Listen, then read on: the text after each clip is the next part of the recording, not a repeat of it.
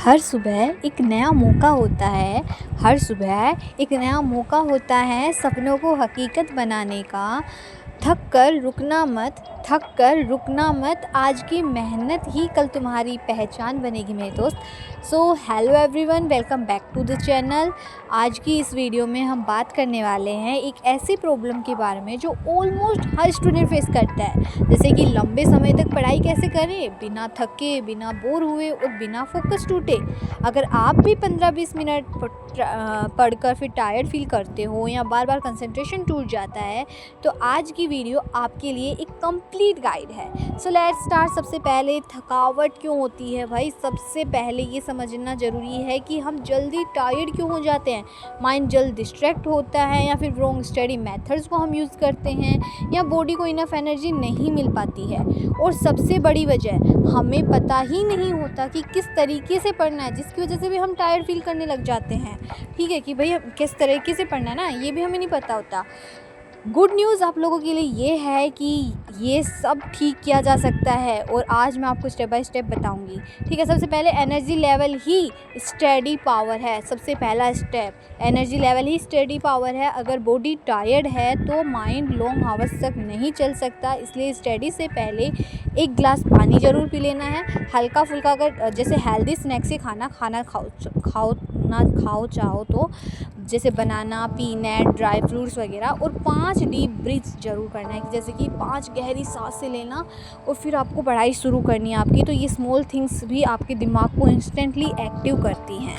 ठीक है, तो 5 गहरी सांसें लेकर के पढ़ाई जब शुरू करते हो ना, तो माइंड एकदम रिलैक्स होता है, कंसंट्रेशन लेवल हाई हो जाता है।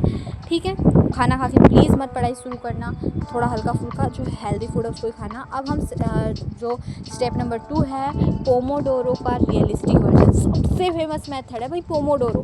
25 minute study plus 5 minute break, लेकिन ये हर स्टूडेंट को सूट नहीं करता। बेटर है 40 minute deep study plus 10 minutes का ब्रेक लीजिए। अब ये बेटर क्यों है? क्योंकि ब्रेन को फ्लो में आने में 10-15 मिनट लग जाते हैं, और 25 मिनट में आपका फोकस अभी स्टेबलाइज ही हुआ होता है। ब्रेक में क्या करें? मोबाइल बिल्कुल नहीं देखना है, थोड़ी बहुत स्ट्रेचिंग कर लो, या थोड़ा बहुत घूमाओ वो कर लो, पानी पी लीजिए। ये तरीके आपको कम से कम 3-4 घंटे तक पढ़ने में हेल्प करेंगे। समझ में आया? तो यही था भाई आपका पोमोडोरो रियलिस्टिक वर्जन। ठीक है, तो बहुत ही अच्छी साइंटिफिक मेथड है। नाउ हम स्टेप नंबर 3 पे पढ़ते हैं, जो है सब्जेक्ट रोटेशन मेथड। माइंड एक ही सब्जेक्ट को ज़्यादा देर तक हैंडल नहीं कर पाता है, इसलिए गलती मत करें कि 3 घंटे आप एक ही चैप्टर को पढ़े जा रहे हो, तो जिसकी वजह से भी आपको बोर महसूस होने लग जाता है। तो आप इस रोटेशन का यूज़ कर सकते हो, जैसे कि 1 घंटे आपने थ्योरी सब्जेक्ट पढ़ा, कोई भी हिस्ट्री या बायोलॉजी आप पढ़ सकते हो। ठीक है, फिर 1 घंटे आप प्रैक्टिकल सब्जेक्ट्स को पढ़ोगे, मैथ्स हो गया या फिर कोई फिज़िक्स के न्यूमेरिकल्स वगैरह कर लीजिए। फिर 1 घंटे आप रिवीजन करोगे, नोट्स वगैरह पढ़ लोगे अपने, या नोट्स बना लीजिए, और इससे आपका माइंड फ्रेश रहता है और बर्डन भी नहीं आता है। समझ में आया? तो ये आपका स्टेप नंबर 3 था। अब स्टेप नंबर 4 के ऊपर बढ़ते हैं, active study versus passive study. Passive study का मतलब होता है कि बस पढ़ना। एक्टिव स्टडी का मतलब होता है कि पढ़ना तो है ही है, उसके साथ साथ माइंड को भी काम कराना है। तो एक्टिव स्टडी में जैसे शामिल है, नोट्स बना लीजिए, आप अपने इंपॉर्टेंट लाइंस को अंडरलाइन कर लीजिए, डायग्राम बना लीजिए, माइंड मैप्स को बना लीजिए, और क्विक समराइज लिख लीजिए, समरीज वगैरह आप लिख सकते हैं। तो जब हाथ और प्लस दिमाग दोनों साथ काम करते हैं ना, तो आप नेचुरली ज़्यादा देर तक पढ़ पाते हैं। ठीक है, तो आपको ज़्यादा थकान भी नहीं होगी। आप पढ़ते जा रहे हो ना, तो आपको नींद भी आएगी, बट जब आप ऐसे काम करोगे तो नींद भी बिल्कुल नहीं आएगी। अब हम स्टेप नंबर 5 की तरफ बढ़ते हैं, जो है स्टडी एनवायरनमेंट परफेक्ट बनाइए अपना। आप स्टडी स्पेस, आपका स्टडी स्पेस जो है आपका फोकस डिसाइड करता है। आप ऐसी जगह पे जाके बैठ जाते हो जहाँ पे खाना है वगैरह, तो आपका दिमाग जो है वो उधर ही जाएगा, कंसंट्रेशन नहीं हो पाएगा, कंसंट्रेट नहीं हो पाएगा वो। तो क्लीन टेबल रखिए अपनी एक, जहाँ पे आपकी 2 चीज़ें हो, एक बुक हो आपकी जो आप पढ़ रहे हैं, दूसरा आपकी बोतल हो। प्रॉपर लाइट होनी चाहिए, कंफर्टेबल चेयर होनी चाहिए, ज़्यादा भी कंफर्टेबल नहीं कि नींद ही आ जाए, और कोई भी नॉइज़ नहीं होनी चाहिए, डिस्ट्रैक्शंस कम होने चाहिए, तो अंडरस्टैंडिंग ज़्यादा होगी। अब हम स्टेप नंबर 6 की तरफ बढ़ते हैं, मोबाइल डिसिप्लिन। मोबाइल ही बिगेस्ट डिस्ट्रैक्शन है, लेकिन परमानेंटली दूर तो नहीं कर सकते उसको, इसलिए स्मार्ट तरीके से हैंडल करें। पहला, स्टडी के दौरान एरोप्लेन मोड पे रख दीजिए।